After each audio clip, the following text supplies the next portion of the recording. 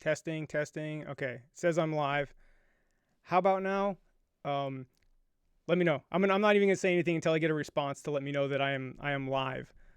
So I am awaiting chat to confirm I exist on the internet. It says I'm live. It says excellent connection. Test. No, still no comments. Oh man, this would suck. Like I said, it worked fine testing it last night. Okay, yep, okay. Finally, there's like a 15-second delay. So not only, let me bitch for a second here.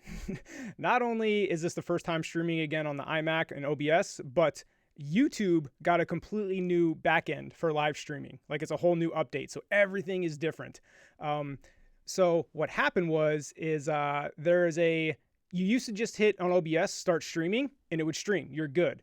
Now you have to hit start streaming on OBS, and then in YouTube's new backend, there's another go live button. So there's like 2 layers of like confirming going live. And that's what I didn't do before. I didn't hit the go live button on the YouTube end because that was like the new thing. Okay, cool. Wow, okay. Lots of responses now. Great. I'm not gonna be able to catch up with all that. So if you're just joining in, I was live for I thought I was live for like 5 minutes, and I'm just rambling away, and I'm like, man, nobody's responding to me. What's going on? So finally I typed it in, and they're like, yeah, no, you're not live. So anyway, what I am going to do, as you see on the topics on the right, I have things to say about all that stuff, but I know when you're watching a live stream, you may not know what to ask. So if you have like a deeper question about some of those topics on the right, feel free to dive in. Of course, any iOS question you want to ask, if you're going to ask a very specific code implementation question, probably not going to be able to answer that off the top of my head. But any general iOS stuff, career advice, all that good stuff. So let's kind of there was a whole slew of people saying, hey, so I'm not going to be able to catch up to that. But go ahead and start firing away on your questions. And yeah, I'm just going to go down through the chat and get to as many as I can. So Caleb, a Swiftly Tilting Planet, says shift to SwiftUI. Yeah, I'm gonna get to that. That requires some pre-stories, right? That's like chapter 4. So I guess let's start off at chapter 1 on why I'm shifting to SwiftUI. So spoilers here, very very soon. I'm going to make the shift to SwiftUI and like not look back. And by very very soon, I'm talking like a couple days. The last bit of UIKit stuff I'm going to do is the Beginner Plus course, right? Because I'm going to release that, what I'm calling like the UIKit trilogy, right? I have the iOS Dev Launchpad. I'll have the Beginner Plus, which is like, kind of middle. And then I'll have the take-home course project. So that'll be like my UIKit trilogy. And then after that, all my courses, all my content on YouTube will be SwiftUI. And here's the catalyst for why I'm making that switch. Like I always knew that switch was coming eventually, right? We all know like SwiftUI, that's where things are going. And I've seen like a lot of other content creators, educators, if you will, start really planting their flag and becoming authorities in SwiftUI. Like there's a bunch of people on Twitter. Paul Hudson is obviously going all in on SwiftUI, and that's going to benefit them, 2, 3, 4 years down the road because, they'll be the SwiftUI experts, before the whole, the masses finally adopt SwiftUI. Harold Davis, what's up? Appreciate the super chat. That was unexpected. Yeah, good to see you, Harold. I've met Harold in person. I think I can say this now, Harold, right? You gave me a tour of the Apple campus, so had lunch there with you, Harold. That was awesome. Sorry if I put you on blast, but I know you're no longer there, so hopefully that was cool, but very much appreciated that, and Harold's a great guy, so appreciate that, and thanks for the support, Harold. Yeah, haven't live streamed in forever. What kind of spawned this live stream was, what was it, last week? I was on Paul Hudson's Swiftly Speaking, and that was the first time I live streamed in a while, and I didn't really get a chance to interact with the chat because he was running his show, and that's fine. So I was, man, I kind of want to live stream. So, okay, back to my shift to SwiftUI. Anyway, with this consulting project you may have heard me talk about, and we can dive deeper into that, we're going to use SwiftUI on this consulting project that I'm starting in about a week. So this is finally my excuse to have a real project to dive into SwiftUI, and then once I do that project, that'll probably take me about 2-3 months. And then after that, I'm going to start my Creator View app. So it's basically going from SwiftUI to SwiftUI, and I'm not looking back.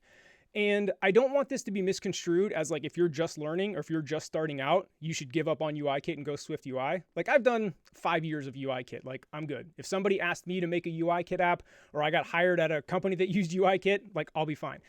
So that's why I'm going to make the shift to just all SwiftUI here, probably next week. I do have some content scheduled over the next month or so that's going to be UIKit. So the YouTube channel will take a little bit to shift into nothing but SwiftUI. That'll probably take 6 months to a year. So there'll still be UIKit sprinkled in. But as far as my work goes and what I'm going to be working on, just SwiftUI. So that is the shift to SwiftUI.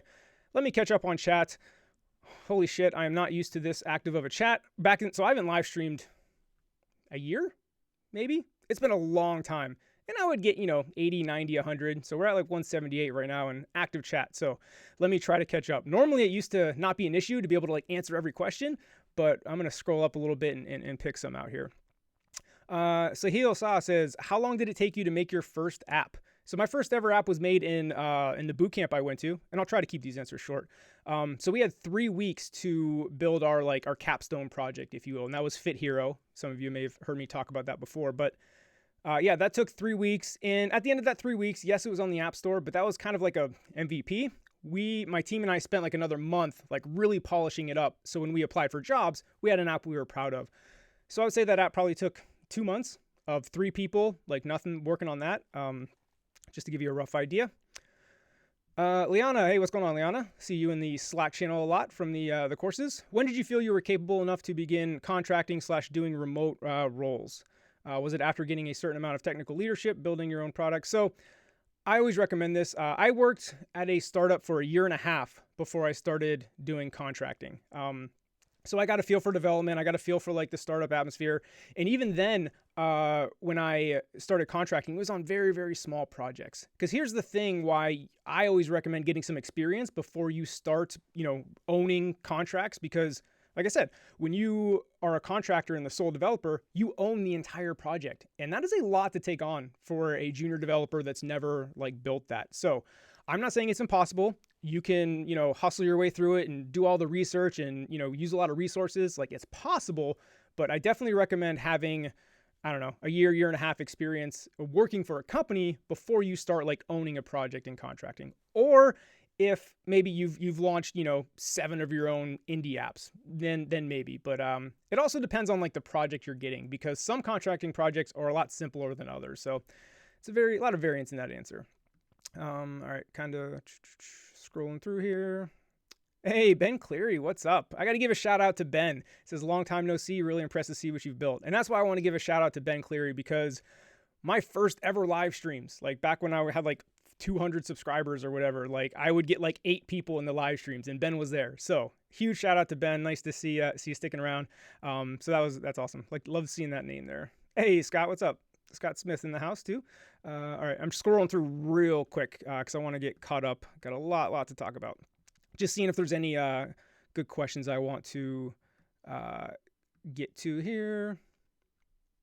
James Ryu, but okay, so this is in reference to what I was talking about as shifting to SwiftUI. Wouldn't UIKit continue to update?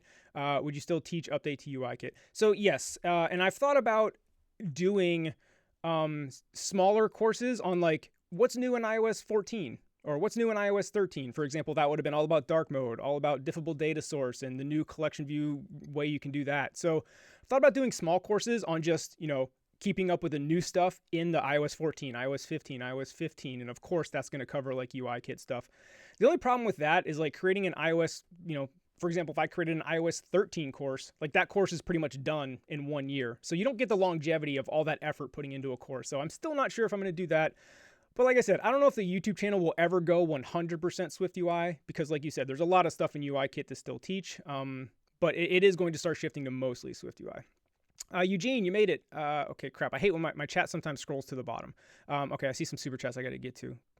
All right. Hold on. Let me get to Eugene's questions, then I'm going to get to the bottom there. Hey, Sean, what is your preference when you build an app navigation? Do you create a separate navigator or just use navigation controller or something like the coordinator pattern? I've never used the coordinator pattern. That is not to say it's bad or I don't like it. Just never used it. The typical UI navigation controller has always been fine for my needs. So I just haven't really touched it there. All right, keep it scrolling. Trying to get caught up here. Let me catch up to the super chats here. Emilio, appreciate the $1 super chat. No comment, but hey, appreciate the $1. Isis, Mexican $19. I don't know what that actually equals with a red thumbs up. Appreciate the support. All right, let me get back to the happy to answer a question too. If you have a super chat, I'll definitely scroll to that question real fast as I try to catch up. So what I'm going to do right now is I'm going to catch up on the chat that I'm behind on, and then I'm going to get to my topics over there on the right, unless somebody asks a question that kind of is a good segue. And again, I will apologize. I'm probably not going to be able to get to every question. This is a lot more questions than I'm used to. Hazam says, how can I prepare myself for a senior iOS developer interview? To be honest with you, senior iOS developer interviews are very varied, right? Like I can talk about the junior iOS developer interview because they're all relatively the same. However, the more senior you get, the more niche it's probably going to be based on like that company and what they're looking for. So it's very hard to give like blanket senior iOS developer interview questions. Because again, are you applying to be a senior developer and like lead a team? You know, that's a different interview. Are you just applying to be just a senior, coder essentially? Like it's so varied. Okay, Lava Build, perfect segue. Wanted to know what backend you use for your clients' apps and which you think is best to use. So I don't have a ton of clients. Like I have this big consulting project now that I've talked about on my podcast. So if you're interested in that, I go into details there.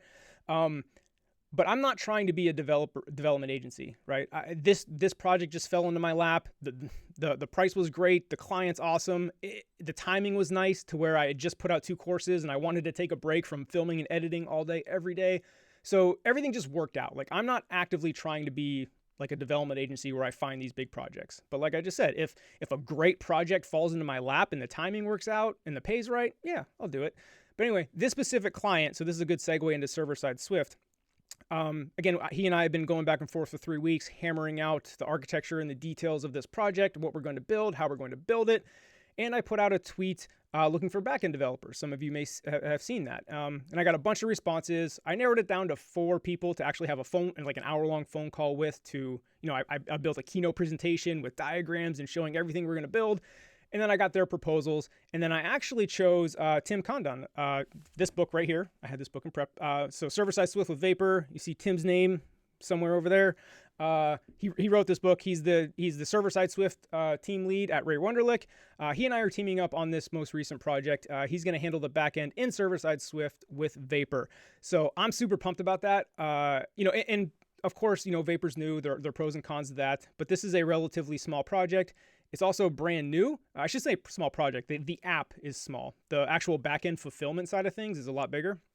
But so anyway, it's also great working with Tim, right? The guy who wrote the book. He's huge in the server-side Swift space. He speaks at a lot of conferences. I've seen him talk. I've actually met him when I spoke in London. I met him at WWDC as well. So super excited to be teaming up with Tim there on server-side Swift with Vapor. So that's what I am going to use. And I'm sure I'll be talking a lot more about server-side Swift because that's also, just like SwiftUI, that's one of those technologies that has always been on like my to-do list. Like, all right, yeah, I definitely want to learn that. Definitely want to learn that. But you know how that goes, right? You just never get around to it or never have the good opportunity. So finally with this project, and to be quite honest, like I never even considered using server-side Swift on this consulting project until I got Tim's proposal. He replied to my tweet. He submitted a proposal and I was like, yeah, server-side Swift could be cool. And then I just did like a ton of research on it all week. Again, watched a lot of Tim's talk, read about, is it ready for production? Which Tim's sick of hearing that question by now. Yes, it is. So anyway, that's what I'm using. I'm super pumped about that. I don't have much to say about it yet because I haven't had a chance to like use it. We're kicking off the project next week. But over the coming months, I would expect to see some server-side Swift content, or at least for me to have an opinion about it, because again, I've never touched it. So, okay, that talked about server-side Swift. Time to get caught up. Sorry, I'm gonna kind of skim through here. Reed Plunkett says, "Hey Sean, hope all is well. I was wondering what your thoughts were on an unpaid iOS intern position, specifically at startups where capital is limited." I have a different opinion on this than a lot of people. I know a lot of people say never work for free. It's immoral to not pay your interns. And I get that. I'm not arguing against that. However, I think it's a more nuanced situation, right? Like I believe there are very times and situations and circumstances where you working, for free, it will benefit you. And it's hard to, I just think it's very, very nuanced. I don't think there's a blanket statement like, yes, you should work for free, or no, you should always get paid. I think depending on the opportunity and also depending on your needs, like, you know, I know, I don't know Reed personally, but I've interacted with Reed before, reviewed his portfolio. I know he's a younger person. So maybe he doesn't need the income. Sure, everybody loves money, but you know, if you're still living at home and all that stuff and you can work at a great company and you don't need the income, but like getting that experience, getting that on your resume can catapult your career. It's like an investment. So anyway, Reed, it's a nuanced question. I think sometimes the circumstances are perfectly fine to work for free. And I think other times, you know, no, you shouldn't work for free. You should be paid. I would need to know a lot more about you and the specific opportunity to give an answer. So I guess that's my way of not answering the question. It's just very nuanced. There's no blanket answer in my opinion. All right, scrolling down. I know I'm probably way behind here. I might just declare chat bankruptcy and go to the bottom to make sure I'm up to date. Cause I know it's kind of frustrating to hear me answer questions that were asked like 10 minutes ago. Okay. I'm going to try to get through quick.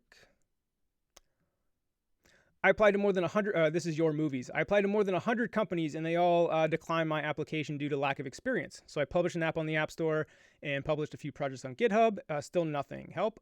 Just keep at it. I know this is the answer you don't want to hear, but I bet if you asked everybody in this chat that's been hired for their first job, it took them a long time to get that first iOS developer job. Sometimes years, sometimes months. I know I didn't get hired for my first job until I applied to 60 companies. I know you've applied to 100, but it takes a long time. I guess the only solace I can offer you is that once you get that first job, like you're over the hump. Getting job number 2 and job number 3 is exponentially easier than getting job number 1. So I know it sucks for all those out there that are trying to get that first job. I'm not going to act like it's easy. It's hard. Oftentimes you have to get lucky, you know? Oh, sorry. I just saw this thing from Forrest Knight. It says member. I'd never seen that. Forrest, hit the join button. I appreciate that, Forrest Knight. Good to see you. I don't know if you chatted. I'm kind of far behind on chat. But yeah, if you hit the join button, it's just a way to support the channel. If you get value from Swift News or anything else, you know, I think it's like $3.99 a month. You don't have to do it, but if you want to, you're looking for a way to support, that helps. You also get cool emojis in the chat. So just have to give that plug here. Okay. Sorry, scrolling down, trying to catch up on chat here. Because like I said, not only do I want to answer chat questions, but I got these topics on the right here that I want to talk about and get into as well. Yeah, rapid fire time here. Scrolling down. And I do want to like answer some. I see some repeat questions, so I must have been like really behind. Mana says, hi, Sean, what do you think is better for iOS development? i7 Mac Mini or 10th Gen i5 MacBook Pro 13 2020? They're both fine. Like one thing that we get asked a lot is what's the best computer for development? Like, to be honest with you, unless you're working on some really, really large app that takes a ton of time to like compile. Hold on. Dehumidifier just turned on. I got to turn that off. That's going to annoy me.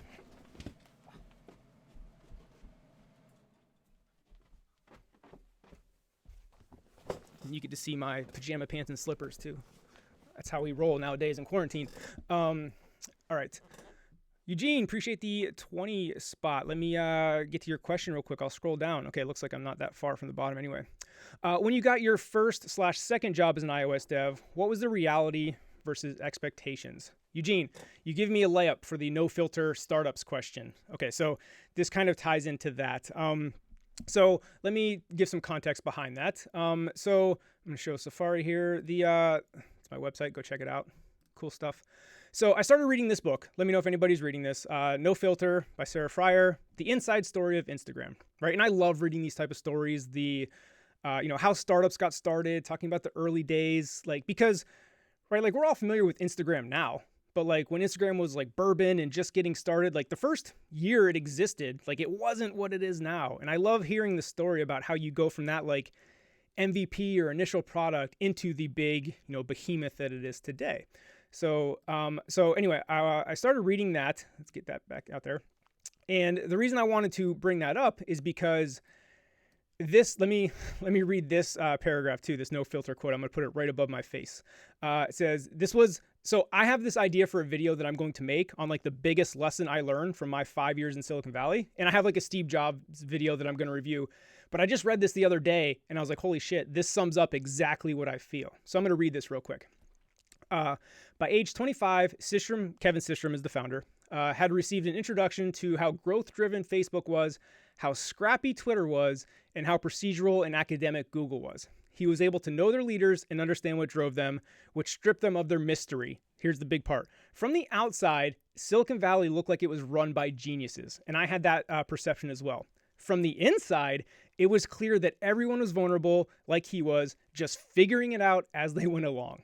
And then the last sentence is irrelevant.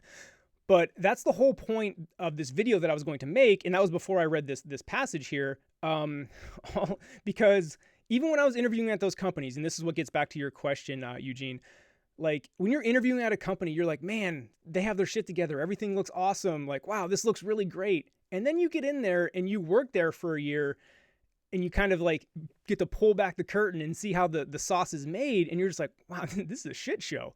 And that is not to knock specific companies. I genuinely believe like almost every company is like that. Like once you kind of get to pull back the curtain and see what's actually going on, you're like, wow, like nobody knows what they're doing. You're all just kind of like guessing. I'm not saying everybody's dumb, but in general, the perception of just a bunch of geniuses that know exactly what they're doing and so calculated, executing on plans, like that may be your perception, but that's not really how it is. So going back to your question, Eugene, expectations versus reality, that was the biggest kind of revelation that I had. And like I said, that's the biggest lesson I learned in Silicon Valley. And the lesson was not that nobody knows what they're doing, just that the mystique, like that passage said, like the mystique of the geniuses in Silicon Valley went away. And what that did to me was just, it made me think that I could do anything, as weird as that sounds, right? Because I know before I started working there, I was like, oh man, these engineers are geniuses. I could never do that. But then once you kind of, again, get in there, see how the sauce is made, you're just like, I can do that. Like they're no smarter than I am. Like I got this. And it gave me the permission, if you will, to try and build big things, right? Because once you see other people building big things and you realize that like, they're just kind of figuring it out as they go, it just really lowers the barrier to entry for you to try to do something big. Anyway, that's kind of the synopsis of the video I'm going to make. But back to your question, Eugene, of expectation versus reality. The reality was that like people are just figuring it out as they go. Nobody really knows what to do. You're making like good educated guesses. So anyway, that was my expectation versus reality. Okay, on to some super chats here. Vincent, I was looking at Mac in the cloud. Would that be wise? Concerning not losing my machine, etc. I'm not sure. I've never used that. So when you're talking about losing your machine, like anytime I have a MacBook, I try to do my best to make sure that I could throw this thing in a lake and my work wouldn't stop. And what that means is all my important stuff is like on Dropbox or whatever file sharing service you like. All my code is up on GitHub, right? So when I get a new machine or if I lose my machine, like I don't really lose any work. Like, of course, I'm going to lose some stuff just because it's hard to have everything up in the cloud. But the big important stuff I always have in some, whether it's iCloud, Google Drive, Dropbox, GitHub, some combination of that I have all my work on. So I never really worry about that. Liana, appreciate the $5 super chat. Avars and Jason, welcome to the club there, hitting the join, the members. All right, let me scroll back up to where I was here. I'm just gonna have to declare chat bankruptcy. Sorry for those that asked questions before. Feel free to ask them again, but I'm gonna kind of scroll to the bottom here so I can at least be up to date with my questions and not be so far behind here. So, all right, declaring bankruptcy. If you had a very, very important question you really wanted to ask, feel free to ask it again. But I had to declare bankruptcy. Oh, cool. Alp64 says I left Instagram in 2013. So wow, that's yeah. What I just said, I obviously don't know. You know a hell of a lot more than I do. Yeah, it's not the same now. And that's not even like a shot at Instagram, right? Any company that goes from small startup with a handful of developers. I'm curious, Alps, how many developers were there in 2013? Because they'd already been acquired by Facebook for a while at that point. So maybe it had grown by then. But I'm talking like before they got acquired by Facebook, right? Going from that to being acquired by Facebook and then, growing big time. Justin Hurst says, what tips do you have on personal portfolio projects? Does quantity matter over quality, or does it just have to be 3 to 5 good quality projects and hope for the best? I always recommend like if you have quality big projects, absolutely put those in there. But I know a lot of, people just starting out, excuse me, are like, taking the time to build 5 big quality apps, like that's going to take you 2 years, so you can't really do that. So if you are in the junior position where you're just trying to get some content up there, I always recommend, building small, simple apps just to showcase your experience with that technology. Build a very, very simple camera app. Build a very, very simple map kit app. Build a very simple AR kit app. You're not trying to build production level app store ready apps. Like that takes forever. Again, this is if you're junior trying to build a portfolio. And of course, as you do build those larger projects, now you can start, replacing those small projects with your bigger ones, right? Because your portfolio is always evolving over time. But to get started, I recommend small projects. Yura, appreciate the $2 super chat. Thank you very much. All right, sorry. Damn, this chat is going a lot faster than I expected. Andrew says, "Hey Sean, what did you struggle with when you landed your first job?" So there's a couple different ways I could go with this. So I got bamboozled on my first job. So this is not like technical. This is kind of also like working on a project you didn't think you were going to work on. So when I got hired at my first job, the company had a product that they were in development, right? It was like their new thing that was going to release in a year. And I got hired to work on that. And it was if you're familiar with like the ketogenic diet, it was a way to measure the ketones in your breath. So you would breathe into the device and it would measure your ketones. Normal ways to measure ketones are like pricking your finger, getting blood, or peeing on a strip. So that's a lot more invasive than like just breathing into something. And so, but I was really pumped about that product. It was a fitness product, exercise, and I was pumped about that. So they hired me to work on that. Like I was like that was like kind of like a research and development project almost, like its own separate thing. However, their other product, which was like a dental hygiene product that I had no interest in, that was like, I was supposed to like not work on that when I got hired. However, there was issues with that, and that project eventually ended up being all hands on deck on that project. So anyway, I got hired to work on a project I was excited about and spent the next year working on the dental hygiene product that like I wasn't really that interested in. So that was kind of the biggest struggle there. Don't get me wrong, I learned a lot. I mean, it wasn't like all bad. I don't want to say it was horrible, but again, it was like it was a bait and switch. Not on purpose, but that's kind of what happened. Alfonso, appreciate the $5. Thank you, man. Hey, Sean, what would you say is more difficult, learning to code well or learning to do content creation well? You do both well. Thank you. I find the content creation easier only because it's, I don't know, like with code, once you're learning basic code's fine, but I don't know, I just find the content creation easier, maybe because it's more varied. I consider all the code like all the same stuff. Like, yeah, learning ARKit versus learning camera, it's different, but essentially it's the same thing. Whereas content creation, podcasts, videos, editing, lighting, audio, like there's so many different elements that I found interesting. So I would probably say the content creation is more difficult, but I found it easier because it was more interesting to me. And also like, yeah, you can write the greatest camera code or ARKit code. Like I said, nobody sees that, right? You take the time to learn content creation, get your lighting right, your audio right, learn how to edit, do cool edits. You put that out on YouTube and now you get all that feedback, right? So your creation can actually go and be consumed. So that's why I like the content creation better, because you get the immediate feedback, as you improve your production quality. Whereas like you can improve your code quality, and like consumers don't see that, So anyway, cool. Thank you for the $5 and the question. Let me get back up to where I was here.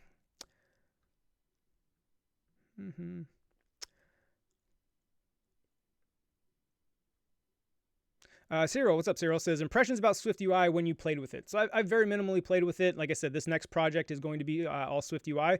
So I'm really jumping in, but my initial impressions were building the UI is nice. And because I've never really done declarative programming before and, didn't use combined, that whole different mindset, right? Because UI kit, object-oriented programming, that's imperative.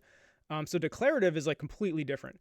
So just kind of wrapping my head around thinking about things differently and not trying to bring the UI kit or the imperative programming habits into the declarative world. That's been the toughest thing for me so far. Hey, Michaela, what's up? How's it going? How's the course going so far? Definitely want to hear the update on that. David says, are you still doing paid mentoring for people? I remember you had a thing where you would have iMessage access to you.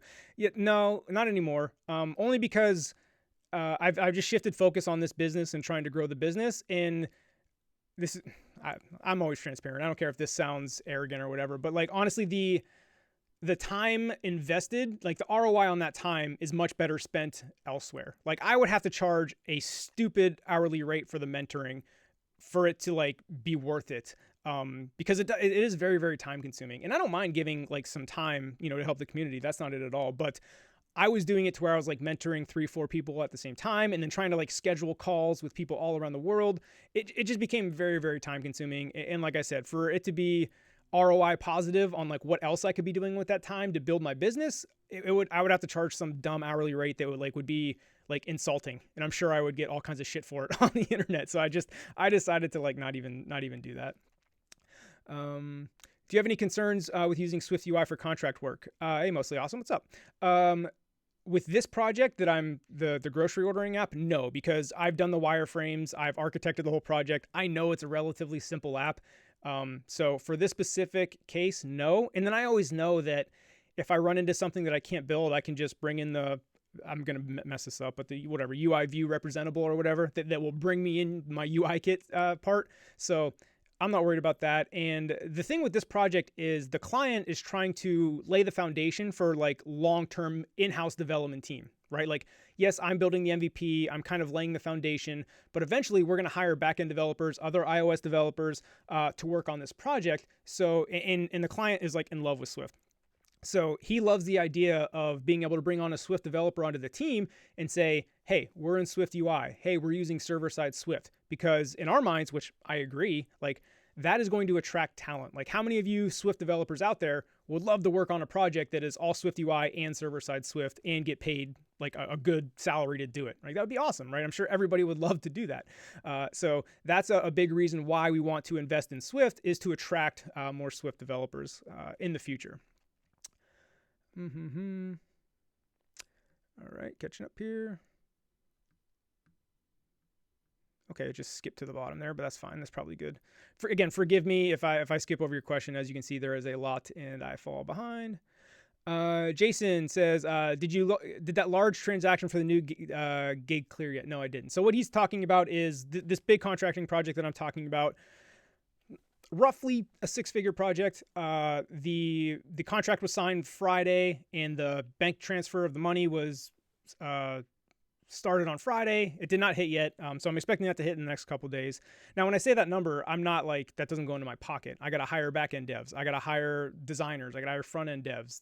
I got to manage and organize the product. I'm basically product manager and building 3 iOS apps, because there's that front-end grocery app, but then again, like I said, there's the back-end fulfillment aspect where the employees are going to be using an app to help fulfill orders. So, there's costs that come with that. But no, Jason, it did not clear yet. I checked this morning. I'm hoping early this week.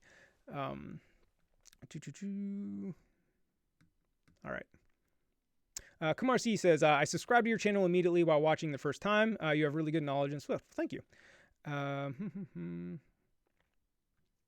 Esteban says, hey, Sean, what is your take on the near future of iOS developers, dev, biz, and industrial overall facing possible recession? Any concerns so far? So my thoughts on this, I always got to be careful what I say on the internet, but whatever. I think it's like any other industry for the most part. Of course, every business is like what I'm trying to say is I don't think iOS developers are immune to the recession, and I don't think they're hit harder by the recession. I think they're just like anybody else.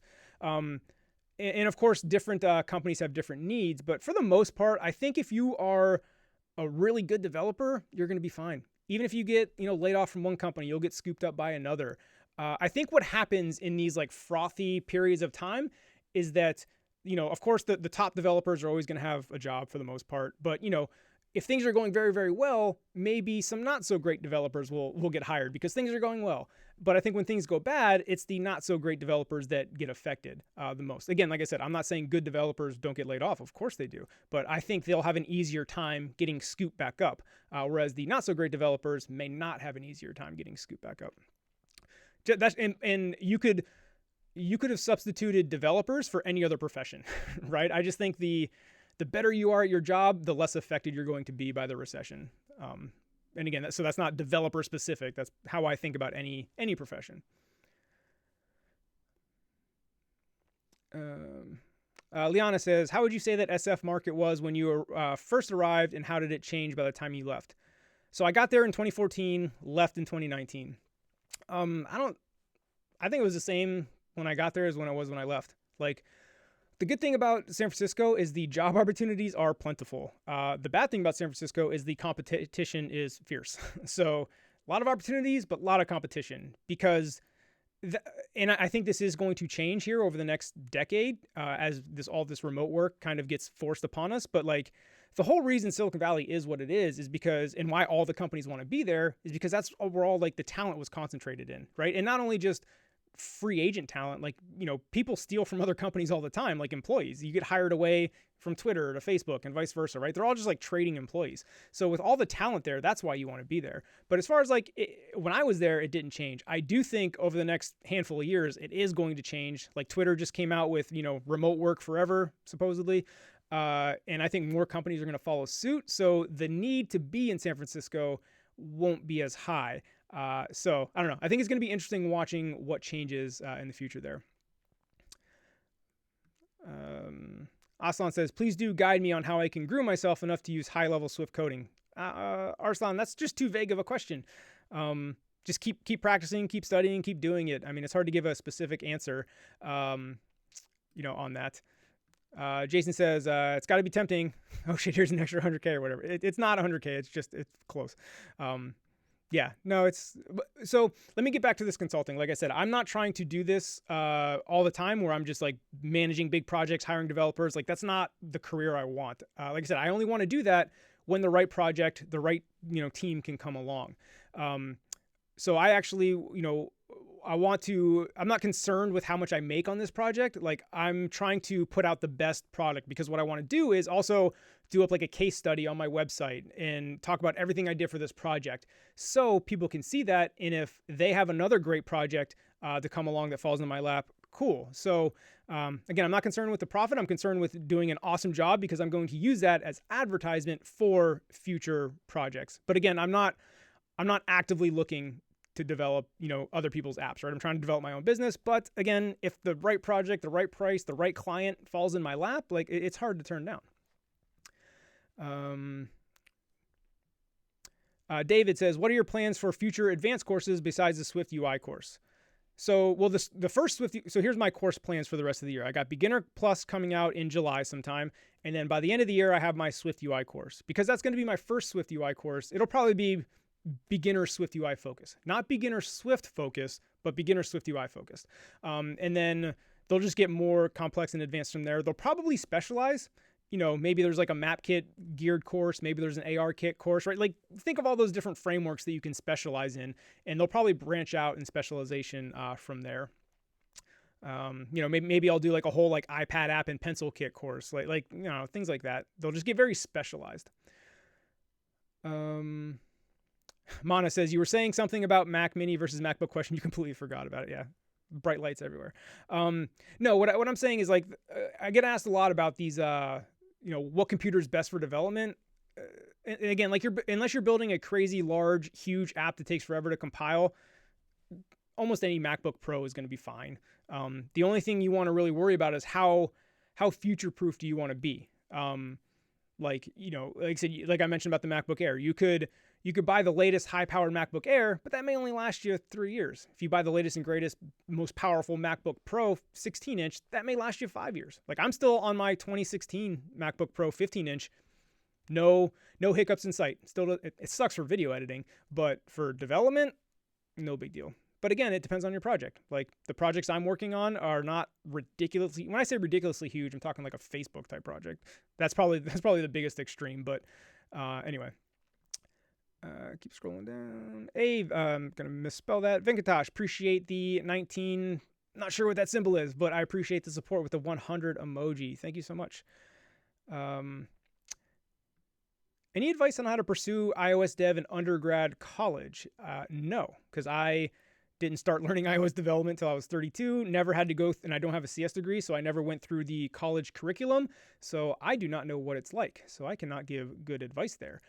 From what I've heard, because I do have a lot of students reaching out to me, like taking my course, and from what I've heard is there may be like one iOS specialized course, in college.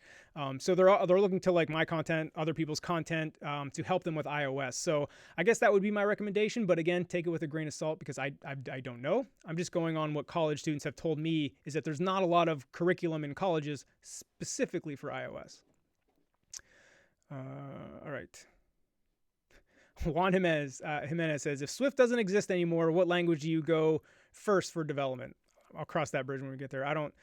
I've said this before, like I've bet my career on tying it to Apple, whether you love Apple or hate Apple. I think it's pretty hard to believe in a near-term future, 5 to 10 years where Apple doesn't exist and they're not like a leader. It could happen, but again, I don't want to, I'm not trying to bet on something that's probably not going to happen, but I don't know. Haven't even thought about that. Here's the way I think about it though, is I'm a big believer in, and this is a quote from Moneyball, the movie from Michael Lewis about the Oakland A's and how they, manage their team with little money. And Brad Pitt has this great line. I just like live my life like this, but he's like, adapt or die. And that's how I just think is. So if Swift goes away tomorrow, I'm going to have to adapt or die. I don't know. I'll figure out what's best at that point, but I don't have any worry that I'll be able to learn another language. Not a big deal. Andrew, what's up? Andrew, hi, Andrew from Twitter. Just want to let you know I am loving your take-home project course. Thank you for what you do. No problem. Andrew is 14 years old, so I love helping young kids out get started in iOS development. So I did hook him up with the course there. He's enjoying it so far. Like I said, I'm so jealous. Like I said, I started learning development when I was 32 or sometimes I say 32, sometimes I say 33. I don't know when it was, but man, if I was started learning at 14. I can't even imagine like where I'd be right now.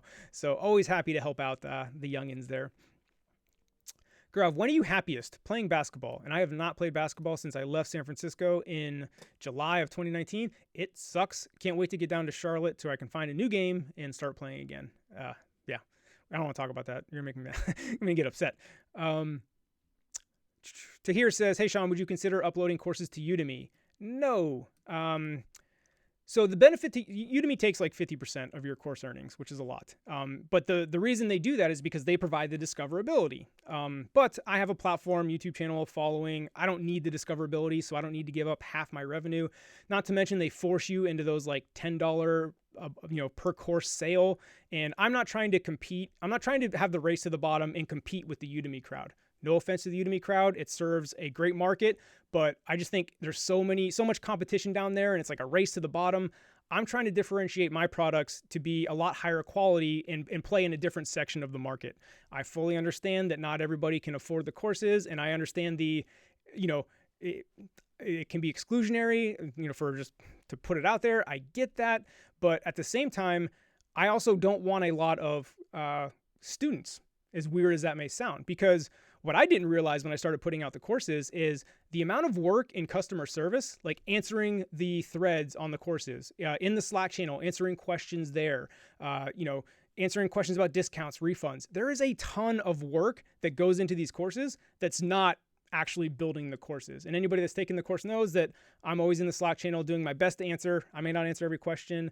And if you look on the threads on the actual videos in the courses, like I'm in there answering all the time. Like that's a lot of work.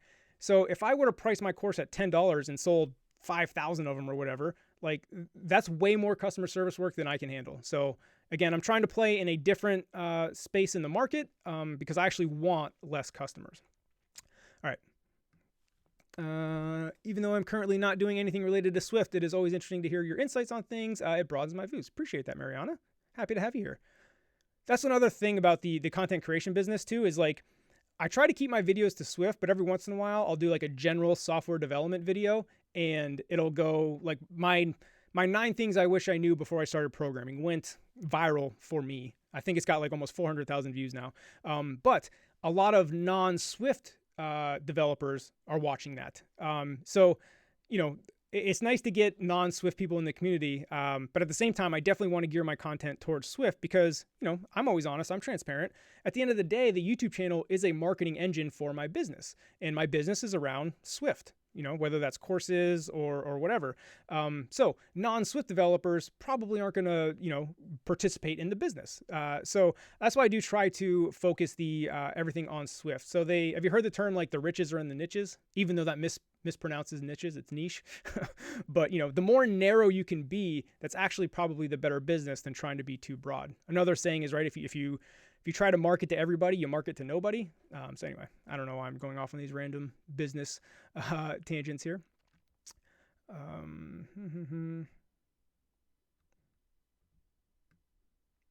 My question is there a chance that as SwiftUI takes precedence, we'll be able to code once and generate both iOS and Android apps? Because with Jetpack, it kind of looks like similar to SwiftUI. I have no idea. Never even heard of Jetpack. So who knows? What are you thinking about iOS jobs during COVID-19? Any thought? So yeah, kind of like I mentioned before, there's definitely companies that are going to get affected. Like, Bird, for example, laid off pretty much all their iOS team because their business was the scooters in the city and nobody's in the cities using scooters. So of course their revenue takes a huge hit and they can't, pay for their employees. So it really depends on the business. Like I said, it's as a job, I think it's just like any other job. Some of them are going to be lost, some of them are not. But yeah. David says, are you thinking about hiring any mods for customer service, etc.? Yes, in the future. I'm still trying to see how things play out, David. I do have bigger plans for the whole course stuff. Don't want to reveal those yet, but it will involve hiring people. Not the Ray Wenderlich model. Like, I don't want to have 50 different people building courses for all different kinds of languages. And here's my thing. I'm trying to balance building a good business with also quality of life. Like, I don't want to manage 50 people. I don't want to have a 15-person team. And that's not a knock on Ray Wenderlich at all. Like, I'm sure his business does very well. It's just not what I want, right? Like, I don't want all that headache. So I'm trying to balance, good business with also not having headaches. Like, quality of life and just breezing through is a priority for me. Leonardo says, Sean, your take-home course is awesome. Your humbleness is amazing. Appreciate that. Check out seanallen.teachable.com if you're interested in those courses. Got to give that plug in there. So, Alfonso, what are you hoping will be announced at WWDC? I thought about this earlier because I figured I was going to get this question. I don't really care. Like, I don't have any hopes. And I thought about this in regards to SwiftUI, right? Like, I think SwiftUI can go two paths at WWDC. I think the one path is they're going to announce all kinds of crazy, awesome stuff, and SwiftUI is going to be like, holy crap, everybody's got to jump on the SwiftUI train. It's awesome. Like, that's one potential path. Another potential path I could see SwiftUI going at WWDC is they announce like minimal new stuff, and maybe they're just really solidifying the foundation and all the under the hood stuff or whatever. And it seems like not a lot was announced. And then the community, of course, human nature, it seems like, oh, they didn't do anything. And it's going to kind of be like a whimper. So I think it's either going to be, holy crap, this is awesome, or like, well, they didn't really do much.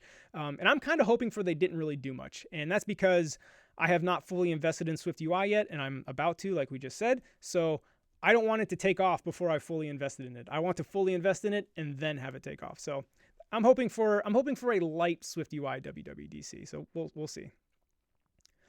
Lucas says, I am 15 years old. Should I learn UIKit or SwiftUI? Interesting. Normally, I would say you need to learn UIKit because if you're trying to get a job, it's probably going to be in UIKit. But if you're 15, you're not going to enter the job market for, at the very earliest, another 3 years. Probably even go to college, maybe. So yeah, I would actually go all in on SwiftUI, Lucas, if I were you, just because you're 15 and you're not going to enter the job market for a few years. Craig Fu, do you recommend a high school student learn computer science or software development in that time? Both. Yeah, I know that's a dumb answer, but I don't think you should leave one or the other out if you're in high school, because you still got to go to high school, maybe even to college. You have plenty of time to learn all that stuff. If you were an adult trying to get hired and change careers, now time is more of the essence. So I would recommend maybe focusing on one or the other. But if you're only in high school, you have plenty of time. I would learn both. Sorry, I was trying to get caught up. Look at my, I want to talk about Twitter hiring real quick before. So I'm going to do a whole podcast about this, iOS dev discussions on any podcast platform, but I want to, the name of the podcast is going to be like how I hired a team on Twitter. And I want to talk about this because of course you're probably not going to get a job at like Google, Facebook, Apple via Twitter. Although I've seen a lot of Apple employees tweeting out, hey, we're hiring, DM me. So maybe. But you may have seen my tweets recently. Like I hired a backend dev through Twitter. I hired my designer through Twitter. I haven't fully hired them yet, but I have people I'm interviewing. But what I want to point out too is like, I think Twitter is a great way to get these independent contracts, the freelance gigs like I did. But the main thing I'm seeing from this Twitter hire is people that responded to me. Like I say, hey, send me your portfolio. And either they don't send the portfolio and they want to hop on a call. And it's like, dude, I'm getting 100 responses. I can't hop on a call with everybody. And when you send, this is why I think it's super important to have an awesome portfolio. Because a lot of people send me portfolios and they were just like barely put together, not great. And again, if somebody puts something out on Twitter, it's very likely that they're getting a ton of responses back. So like I always say, you have to make it easy for the person that's like hiring and reviewing. If you want to hop on a call to discuss before you send anything, not happening. If you send me on a wild goose chase, like one person sent me a Google Drive for their design portfolio where I had to like download each individual file to see what they had built. Like, again, you're making it very, very hard for me to learn about you. So that's why I always recommend having a great portfolio that's very visual, that gives all the important information within the first 10 seconds of looking at the screen. And ideally, that first 10 seconds is very, very impressive. And that, I've said this before, that's how you earn the deeper look. Because again, as people that are going through hundreds of responses, they can't give everybody the deeper look. Like that would just take so long. So you have to impress right away. Again, they're going to judge a book by its cover. Because if you impress right away, they're just automatically going to assume like, okay, this person probably has their shit together. Let me look deeper. If you don't impress right away, they're not even going to look further. So again, have a great portfolio or even if it's not a portfolio, some way that a potential employer or somebody hiring you can be impressed with you within the first 10 seconds. So that's my kind of adventure in Twitter hiring. Again, I'm going to do a podcast going in depth all about the experience there. All right. Hey, Glenn Miller. What's up, Glenn? Good to see you again. Long-time viewer there. You have so much more to teach. You've only done the low-hanging fruit so far. I'm looking forward to courses that tackle the hard things. Yep. So I've gotten a lot of people say that, like, oh, I want more advanced courses. I want more advanced courses. I hear you. I get it. Again, this is just from a business perspective, right? The larger market of people looking to buy courses is the beginner stuff. So I'm obviously just starting. I launched my first course in December, my second course in March, so I'm just getting the ball rolling. But I want to serve that larger market first because, again, that's probably the better business decision because the more advanced you get, the more niche you get and the smaller the market is. I'm not saying it shouldn't be served, but my priority is to serve the larger market. And then once I have products for that larger market, now I can go niche in more advanced, more specialized topics, like you said. So yes, I have to take care of the low-hanging fruit right now. So I have products to service that market, but we will expand. Just got to give me time. I've only released 2 courses.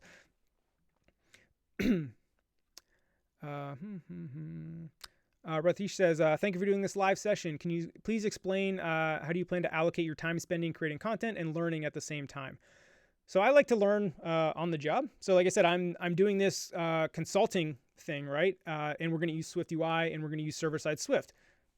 There's my reason to learn those two. And I know that can come off as like, oh, you just chose those, you force those technologies onto the client so you could learn them. Like you're being selfish. You're not doing what's best for the client. Like, of course not. Of course, I thought about that. I presented the client with the pros and cons of each. We've had open discussions about all that. So the client signed off on using those technologies. I didn't like force it down their throat. But that is how I'm going to learn server-side Swift and get my first like real project in SwiftUI. And then after that project, I'm creating my own Creator View app, which could potentially build its own little startup around. Maybe, maybe not. That will be all in SwiftUI, Catalyst. That's going to mainly be an iPad app too. So you may see iPad. And honestly, my content creation, a lot of it comes from me working normally and then taking a note like, oh, that'll make a good video. That'll make a good video. That's why my video idea list is like 300 videos long. And honestly, like some of them got so outdated because I never got around to them.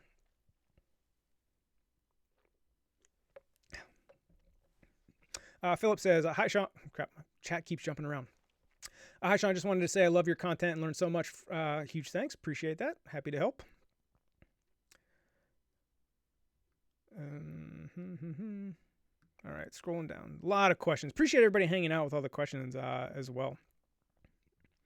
A lot of people asking about the market for iOS developer. Like, again, I think it's fine. My mindset is probably skewed because your location in your own local market is what really matters. And when I say I think it's fine and my perspective is skewed is because I'm just coming from San Francisco and Silicon Valley, where opportunities are plentiful, all native development, like cross-platform, not really a big thing. Like all the jobs are native in San Francisco. So that is what shapes my perspective. So if you are in another part of the world and maybe cross-platform is big, nobody does native, like that's what you have to adapt to. And it's impossible for me to know every single market in all the different countries and how they develop. So you can't give a blanket statement on is iOS dev good. It really depends on your local market. So again, if you want to come to Silicon Valley, absolutely, it's amazing. Maybe somewhere else in the world, maybe it's not so amazing. So I don't know. You gotta kind of take your local market into account. Super chat here from Liana. Appreciate that, Liana. How did you find yourself going from junior to mid-level? Was it technical mentorship, building a variety of projects? What helped on the journey?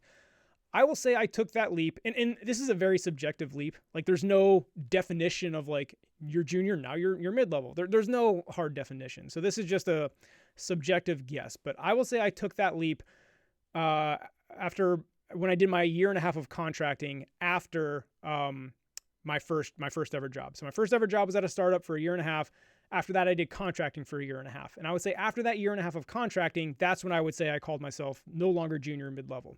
And the reason being is because what contracting allowed me to do was, I think in that 1.5 years, I probably worked on like 8 different production apps. Some of them were a mix of existing apps that I just helped out on for small features. Some of those apps were brand new, file new. I built the whole app. And they were just a variety of different types of apps too. Like one was dealing with like voice communication, like push to talk on the phone. Another one was an educational app with like math problems, and it was like very kiddie. It's just another one was like a social network type app. My point is, during that 1.5 years is that I got a chance to learn and touch and build a lot of different projects and also get experience seeing different code bases, right? Some of them, like I said, I created from scratch. Others were already built and I had to dive into other people's code. So during that 1.5 year stretch, I feel like that's when I took the leap. And again, it was because I just got a chance to touch and see so many different projects. So that's why I do say, I think that 1.5 years of contracting was when my rocket launched, right? Because the first 1.5 years of my career, there was no senior developers. Like it was 2 relatively junior developers. So it was kind of like the blind leading the blind. However, when I went to contract, I worked for a development agency and there was a senior developer there who was like reviewing my pull requests and like, critiquing my code. I just learned so much. So that would be another tip. If you can somehow find a senior developer to latch onto and learn from, like maybe you work closely with them, that's going to help you out a ton as well. All right. So thank you for the super chat, Liana. Appreciate that. Garrick says, what is your opinion on Firebase / Firestore? Have you used Firestore? I've never used Firebase at all. All the projects I've worked on have had their own like custom backend built. I'm not knocking Firebase. I'm not saying it's bad. I'm not saying you shouldn't use it. It's just, I don't know, the way my career went, all my contracting projects, they had a full-time backend developer attached to them. So I never really had the need for a backend as a service. So I have no experience with Firebase. Again, that's not to say that it's not bad. Mike says, what are your recommendations on building Swift knowledge consistently on a daily basis? I finished Intro to CS, then all the Swift tutorials and iBooks. Started to build an app, seems so much unknown. So I definitely like your mindset on building an app quickly. I think you might want to do more than read just the Swift book before you build an app. Maybe do some tutorials, build some example apps, maybe take a course at seanallen.teachable.com. But I do agree with your sentiment on trying to build your own project ASAP. You don't want to be doing tutorials forever because, again, that's when my learning really skyrocketed, is when I started building my own idea. And I couldn't follow this recipe of a tutorial. So I would do some tutorials in between, though, but don't stay there too long. That's what I call the tutorial trap.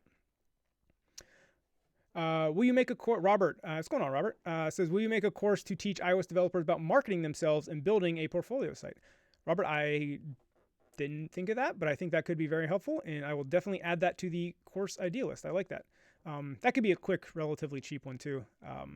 Anyway, no, I like that idea. I'm definitely gonna take that. I don't know when that'll actually happen, but my course list is only like 3 courses long, so it's not like I have a super long list. But I'll definitely add that up there. You should upload the whole iOS Dev beginner course on your YouTube channel for free. I have like the first 8 videos on the YouTube channel for free. That may happen in the future, but that would be like years from now when I have a lot more courses. Right now, I only have 2 courses, so to put them up for free would kill my business. So it doesn't really make sense. Hey, Alan, what do you expect from 4 years of experience in Swift development? If you take an interview, what are your questions? Yeah, I kind of answered this before. The more senior you get in iOS development, the more niche the questions can be. Like I said, the beginner iOS developer or junior iOS developer interview is pretty standard. But the more senior you get, the more nuanced it becomes based on the company. Okay, chat's jumping around.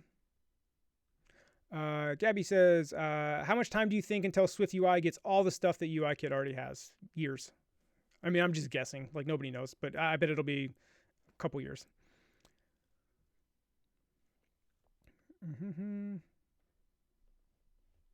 Mark O'Hara says, when you get a new Mac for iOS development, what are the first things you do? I.e., what applications you can't live without, or what tweaks you make? It's a good question. I like this question. So anytime I get a new Mac, I never do the time machine backup or whatever. Like I treat it like a clean slate. And I like that because, you know, after you've had a computer for a while, like it gets messy. Your downloads folder, your desktop, like it just gets messy. So anytime I get a new computer, which is every few years, I like to do clean slate, like fresh installs of everything. Just get rid of all that junk. So obviously, Xcode, Final Cut. I'm looking at my dock right now because the dock are the ones I use the most. Really anything for my video production. So Rotato, Xcode, Final Cut, Sketch for sure. Yeah. So I know that's probably not super interesting, but I don't really have any like a lot of developer apps. I just use kind of like the basic ones. Arjun says, hey, Sean, I start my first iOS dev internship tomorrow. Do you have any advice on how I can succeed? So yes, I always, there's this one tweet that I usually show in like my books and courses and stuff. And it says, I forget that. I'm not going to go into that, but basically I would just bust your ass and impress people. And here's why. Like work way harder than you have to, and because you're making that sacrifice. And so many of my future opportunities came from people I used to work with, right? So anywhere you go and you work with someone, like you should strive to be like, when they leave, they're like, man, I loved working with Sean, or I loved working with Arjun. Like if you have that and everywhere you go, like that's going to come back to you so many times. So use every stop on your journey as a chance to invest in relationships and just be an awesome person to work with. And again, that'll come back tenfold. That's probably the best investment you can make as a developer. JD, what's up? Hey, Sean, do you have any speaking next year? Maybe making that speaking in Japan trip. Yeah, so I was offered to speak at Try Swift Japan. Didn't end up going, but it ended up getting canceled. I actually don't. So I've thought about this. I don't think I'm going to speak. I mean, I get asked a lot, but I don't, because I did speak in London last year. It was just stressful. I think I enjoyed the conference, like, because what I enjoy about the conference is just getting to meet a lot of people that either I know on Twitter or other developers, like in person. Like that is a ton of fun. Going out, having drinks, like just getting to know like the human beings behind like the Twitter avatars. So I think I will go to conferences, but I think I'll just pay my way and go as a guest, like, and just have fun. No stress, no speaking. Because again, as you can imagine, like it was a 2-day conference, and I think I spoke the first day. So like the whole first half of the first day, like I'm just nervous and like, oh my God, I got to get this over with. I can't imagine if I spoke on the second day. Like I'd have been nervous the whole time. It wouldn't have been fun. So I enjoy conferences. I think I'm just going to just go, just pay for money and go. Because when you speak, they pay your way. All right. All right, so we're going to go for 15 more minutes. Well, let me see if I've hit everything. I've hit everything in my topics. So yeah, we'll go for like 10 more minutes and then we'll call it. So if you have any last minute pressing questions, feel free to hit up the topic list on the right if you have questions about those. But yeah, we're going to go for about 10 more minutes and then we're going to call it here. I've been going for a little over an hour. Okay, where was I? Bartek says, when do you recommend buying the developer kit from Apple for beginner developers? I think you mean the developer account is what I assume you're going to mean. Really, you don't need that until you're going to put something on the App Store. So then, yeah. Or if you want to put something on test flight to have people test for you, that's when you do it. You don't need it right away. Unless you want like access to the betas. Like maybe you are building a app in SwiftUI, and when SwiftUI 2 or whatever is launched at WWDC and you want to work on the betas, like, yeah, then you'll have to do it. But if you're not interested in working on the betas, yeah, you don't really need it until you launch. Richard says, oh, okay. Richard, I saw your like 5-part question. I didn't get a chance. It was bouncing up around. Sorry about that. Yeah, Richard, I did see it, but it was spaced out between like a bunch of different questions, and I didn't get a chance to follow. So if you could like sum that up real quickly, I know you probably wanted to give context, but happy to answer it. But it was just too broken apart and too long for me to like really get to. Liana, how did you go about learning Sketch? I'm just building small components for my apps, but past that what resources would you recommend? So honestly, Sketch, I just learned as I went, just playing around with it. There was no path, no course I took. Of course, just like development, right? Like if I wanted to do something, I would Google it. How to mask out letters. I just Googled that, watch a video. So it was basically just learning as I went. And I would by no means would I don't know, maybe I'm probably pretty good at it by now because I've been using it for 5 years. But like I said, I don't claim to be an expert. I just know how to do what I need to do.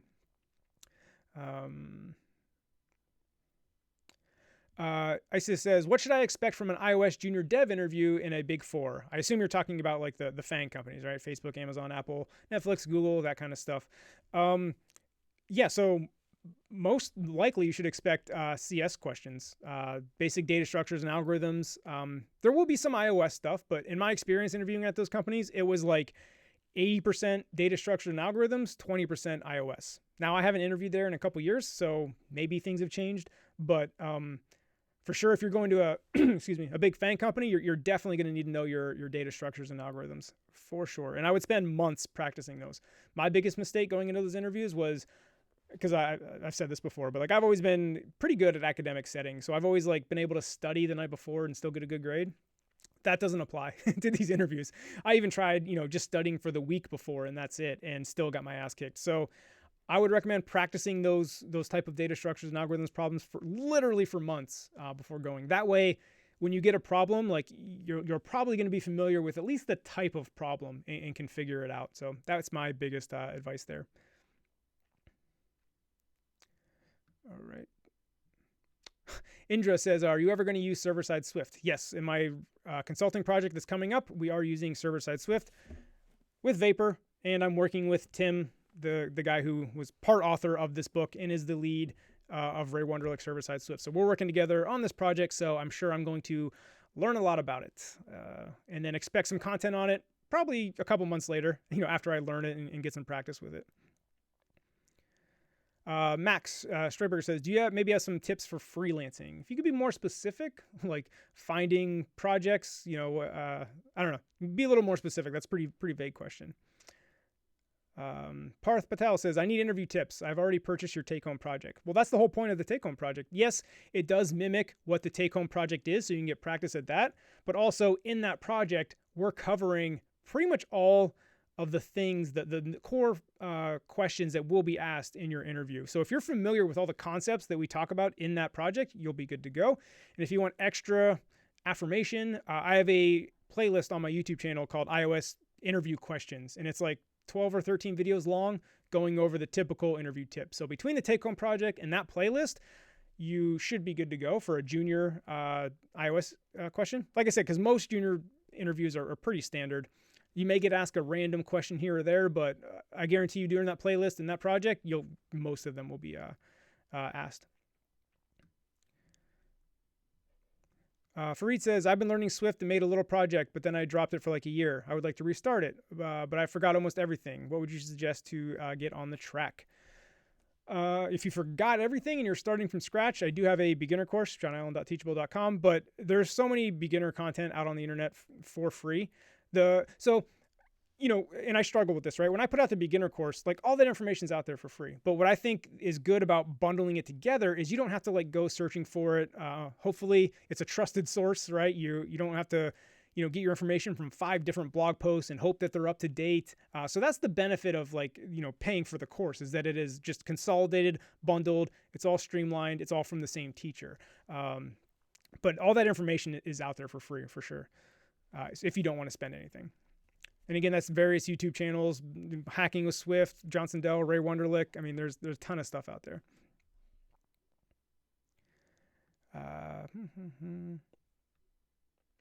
Robert Ramirez, how should companies onboard new employees remotely? I have no idea.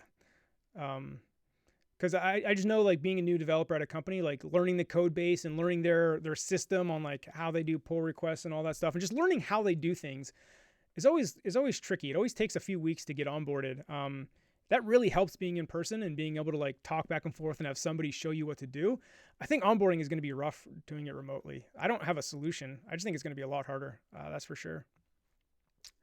Marlon, I think if you put out some videos on Sketch from an iOS dev perspective, that would be great. I need to plan and prototype before I build. That's a good idea too. I don't have any, actually, I think I do have that idea on my list. My video list is so long. Very, very hard to get to them all. But yeah, I like that. Nerf Tokyo, hi Sean, I love your beginner course. I finished it already. I'm 43 and would love to write Swift apps. Awesome. I need more training. I would like some kind of internship, or I don't know what that says. Yes, I'm in Poland. Yeah, so it's going to be hard to get like an internship just doing like one beginner course. I would recommend trying to build smaller projects and start building up your portfolio of small projects, and then trying to find an internship. But no, like I said, I started learning at 33, like never too late to start. I think that's awesome. Best of luck. Alex says, what kind of monetization is better, subscription or one-time paid? I think that depends on the product. Again, so a lot of these developer questions are so broad that there's no one blanket answer. Like that's why the most famous question or answer in development is like, it depends. Because like I would have to know a lot about the product and the customers of that product to know which one is better. Do I need a new MacBook for SwiftUI? It does not work on my MacBook 2015.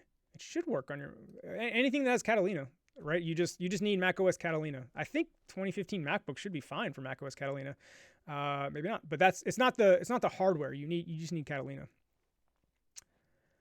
Emmanuel says, which persistence framework do you prefer? Core Data, Realm, or SQLite? So I've never had to deal with any of these. Like I said, all my apps, and you're always kind of a victim of like what project you've worked on. Like I said, all my apps have had full-time backend developers. Everything's just stored on the backend.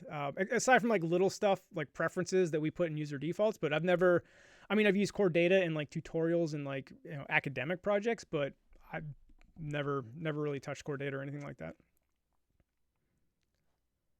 All right, we'll do a couple more and then we'll wrap it up here. Tips for finding project and maybe for networking. Yeah, so you nailed it, like networking. All my contracting has been from my personal and professional network. Also, like the YouTube channel helps. So if you can't create content, and that can be blogs, podcasts, YouTube, that's honestly the best way. Like I get so many offers, like most of them are not great. I'm not going to act like they're all awesome. But like having a presence is huge. That basically keeps your funnel full. But I know that's difficult. Not everybody can do that. But if you can't go that path, that'll work. If not, you can always network on Twitter. That's something anybody can do. And anytime with networking, like that takes a long time. Like a lot of my projects, like, you know, I'd known the person for a year and a half before they came to me for it. So don't think you can like reply to a few tweets and all of a sudden get work. Like it's an investment. It takes a long time. Yeah, I would definitely start networking on Twitter. And I don't know what your local scene is like. Obviously with quarantine, nobody's local scene is really doing meetups, but if you have meetups in your area, definitely do that. Hey Norbert, what's up? Long time no see. I know you weren't talking to me, but I just saw your name. Wanted to say what's up. All right, we'll do a couple more here. I know I've said that like 5 times now, but the questions just keep keep coming in. All right. Okay, so sorry, Saraba. How important is testing, unit testing, integration, UI test in real projects? I'm struggling with integration tests. So I've said this openly 1,000 times. Testing is not my strong suit. For all my projects, I've never really implemented tests. And the reason why is because, I don't know, this wasn't planned, but my career has been focused in the MVP phase of products, like getting the product started, like file new, build the whole thing. And when you're building that product and you're constantly iterating and changing things as you go, again, my opinion, I have found that tests were more like, I don't know, it's just trying to like keep your tests up to date with all the rapid changes your product is making as you build it. Like that just seemed like a waste of time. again, for that aspect of development. Now, of course, there is test-driven development, so people that love that will completely disagree with me. But again, for the MVP phase, rapid iteration, almost building prototypes, like testing just isn't something I've ever done. That being said, once your product is established and mature, absolutely, tests are awesome. But I can't really give a good answer because I've never really built them. I've spent my whole career in the MVP, building the initial product phase. When your SwiftUI course comes out, I'm hoping by the end of the year. I want to wait to see all the new stuff that gets announced at WWDC. And then, of course, they announce it in June. It'll be in beta. And then by the time, it'll officially be released, won't be till like October. So hopefully around that October, November timeframe for that course, because I want to be sure to include the new stuff. And I want to be sure not to release it while still on betas, right? I want the official version to be out. Richard, here you go.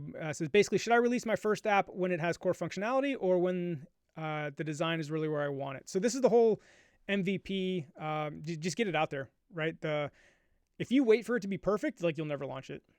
So get it out there, start getting customer feedback. And oftentimes the feedback from your customers will be like something you never even would have thought of. So get it out there as soon as possible. There's a famous quote by Reid Hoffman. Excuse me. Whether you want to subscribe to this or not, he's the founder of LinkedIn, but he says, if you're not embarrassed by your first project, if you're not embarrassed when you launch your product, you launch too late. So, and that's kind of a famous like Silicon Valley thing. You can call it bullshit if you want, whatever. But anyway, I would launch it and start getting customer feedback. Because remember, software is never finished. You can come out with a 1.1 version a month later and keep fixing things. Again, if you just sit there and wait, a lot of feature creep will come in and you'll just never launch. Hey, Sean, do you think that your understanding of Swift has advanced a lot for having taught it? Of course. That goes with anything. When you teach stuff and you take what you know and you can like break it down into ways that people that don't know it can easily understand it. And that's what I think my strength is, to get a little braggadocious for a little bit. And a lot of people have confirmed this. They say like, I've learned about this topic a bunch, but the way you explained it, it really clicked with me. And I think when you can get to that point to where you can explain something in a way and using analogies and making them understand it, like that's when you have a good understanding of that topic. So absolutely. Not to mention like when doing YouTube videos, and I'm not perfect at this, there's plenty of mistakes in my videos, but I know when I put out a video, I'm going to have thousands of developers looking at my code. And trust me, it gets critiqued all the time. So knowing that and doing my best to make sure my code's good. And not to mention when that code does get critiqued off a YouTube video, like I learn stuff. You know what I mean? I don't claim to be the best developer in the world. I don't claim to be perfect. So yeah, teaching it has worked both ways. Both me trying to do my best to make sure everything's good to go. And when I do mess up, it gets corrected. Trust me. And then I learn. So yes, anytime you teach anything, you're gonna learn it a lot better. So that's why I recommend when you're learning, it's pretty cool to like keep a blog.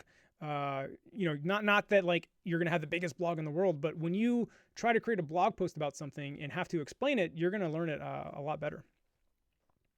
Ajay says, can Sprite Kit game be a good project in a portfolio? I think it can be if it's part of a portfolio, like part of other projects.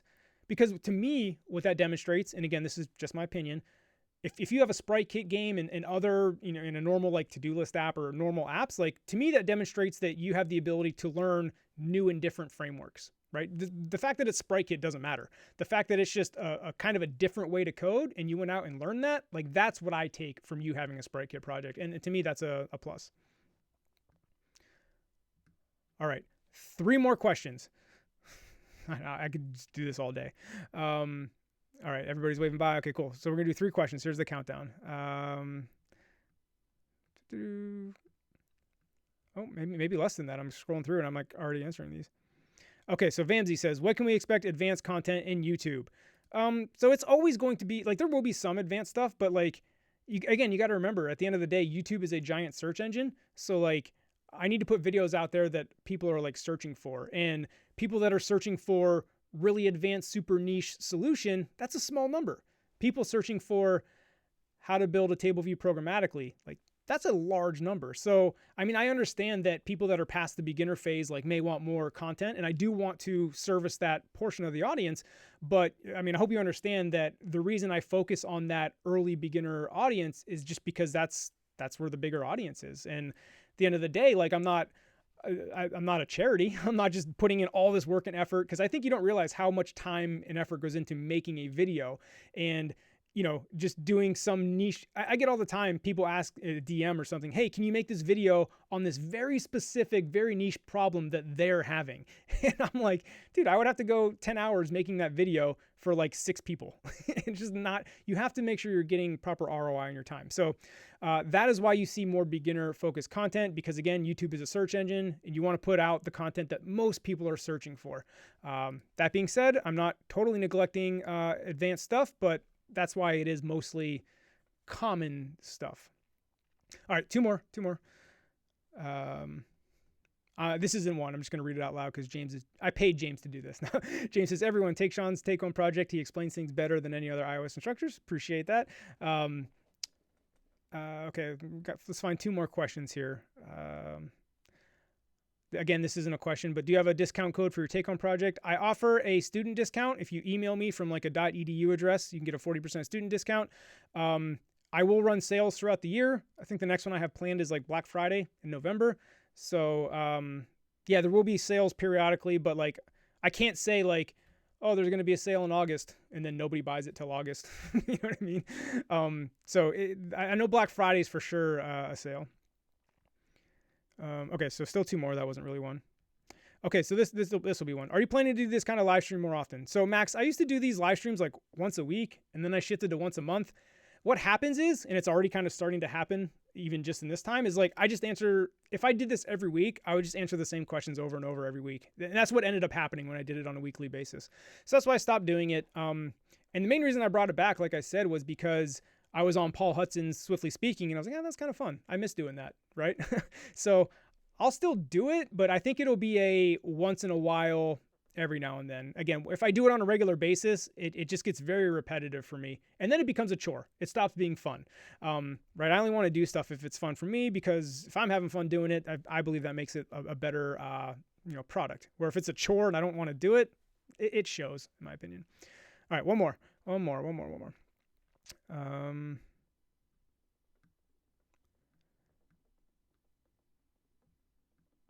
Trying to find like a good one.